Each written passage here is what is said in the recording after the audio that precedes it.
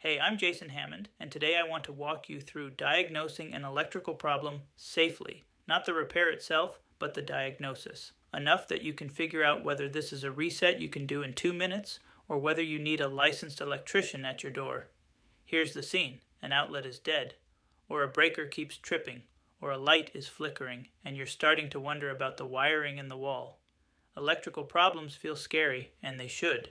120 volts can kill you. 240 volts definitely will.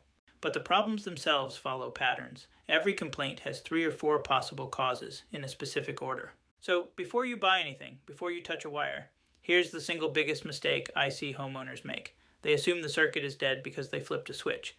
Switches don't always fully cut power. A $15 non-contact voltage tester tells you the truth. And if I'm about to touch a terminal, I'll also hit it with a multimeter and read 0 volts. 2 tests, always. Then you work. Now here's what the diagnosis actually looks like for a dead outlet. Step 1. Go to the panel. Find a breaker with its handle sitting in the middle position. That's tripped. Flip it fully off, then fully back on. Test the outlet with a lamp. Step 2. Walk the house and press the reset button on every GFCI outlet. Kitchens, bathrooms, garage, outside. One tripped GFCI upstream can kill a whole string of outlets you never expected. Step 3. If the breaker's on and no GFCI is involved, now you kill the breaker, pull the outlet, and look at the back. 9 times out of 10 you'll find a black wire that's backed out of the back stab hole. That's your failure point. And if the breaker keeps tripping, the order goes overload first, short circuit second, ground fault third, worn out breaker last. The mistakes that turn a 10-minute diagnosis into an emergency room visit.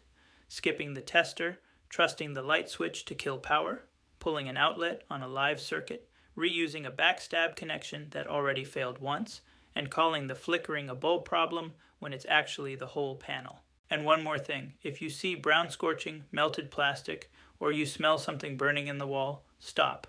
Kill the breaker. Do not use that circuit. That's fire warning territory, and once the damage goes beyond the outlet itself into the box or the wiring, it's an electrician call, full stop. For the full step-by-step, the tripping breaker diagnosis, the flickering light chart, and the exact list of jobs where you stop and call a pro, grab the complete guide at hammondreengineered.com. That's hammondreengineered.com. I'll see you in the book.